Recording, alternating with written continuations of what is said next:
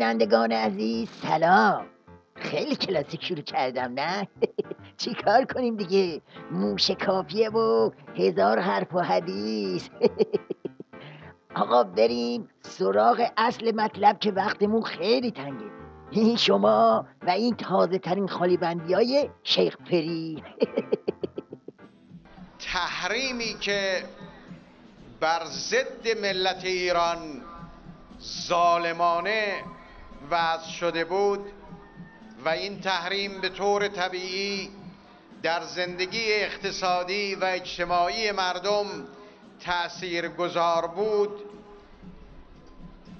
با حمایت مردم، با هدایت مقام معظم رهبری اولین قدم‌ها را برای شکستن تحریم برداشته ایم.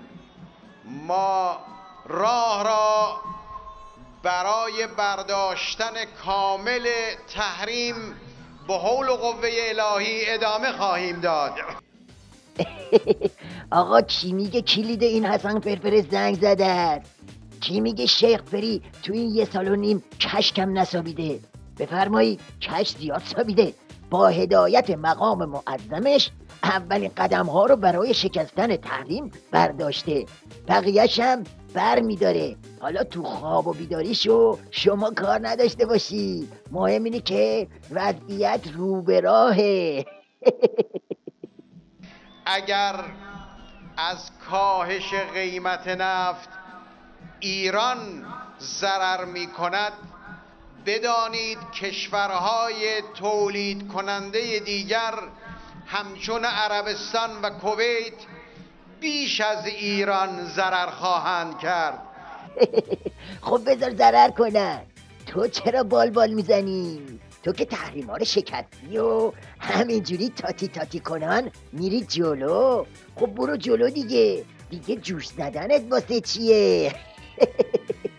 جمهوری اسلامی ایران از لحاظ بودجه فقط 33% امسال وابسته به نفت هست. فقط 33%؟ خب اگه اقتصاد ایران اینقدر سر و پایه و فقط 33%ش به نفت وابسته است، پس قضیه نامد به سیدعلی چی بود؟ نمیخواد زیگزاگ بری؟ رأس مجلسی لاریجانی ها همه چی رو لو داده. ما مطابق برنامه گفته بودیم هر سال 3% باید به اون 20% که حداقلی است که باید از منابع فروش نفت و گاز به صندوق بره باید اضافه بشه. یعنی علل قاعده مطابق این باید ما سال آینده 12% رو بدیم به صندوق. رهبری معظم در این موضوع هم یه دستوری رو دادن به ما که ما در مجلس بهش توجه کنیم. قبلا هم دولت نامه خدمت ایشون نوشته بود که با توجه به شرایطی که وضعیت نفتی هست ما همین حداقل 20% رو در نظر بگیریم. رهبری به من فرمودن که من نظرم اینه که دوستان نماینده همراهی کنن با دولت. اینجاست که باید گفت چیزی که عیان است چه حاجت به بیان است. طرف واسه خاطر 2-3% این طرف و اون طرف نامه نوشته به علی گدا، التماس کرده، بعد صاف وای میسته گلو پاره میکنه که بله اقتصاد ما 33% بیشتر وابسته نیست. خب حسن چاخان که میگن همینه دیگه. آش خالی بندی رو طوری شور کرده که صدای خود مورای حکومتی هم بلند شده. تورم بیشتر روی کاغذ مهار شد. هیچگاه نرخ ارز تغییر نکرد مگر زمانی که دولت کسر بودجه آورد. اتاق بازرگانی خصولتی شده. وضع بخش خصوصی در این 2 سال بهتر نشد. دولت هیچ برنامه‌ای ندارد.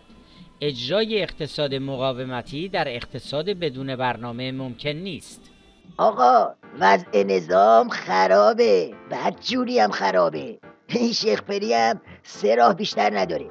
یکی این که همین خرابی ها رو لو بده، یکی این که خرابی ها رو به پیچ لای زربرق، یکی هم این که کلن منکر خرابی بشه و به صورت کاملا انتری نژادی بندازه تو اتوبان دروغ.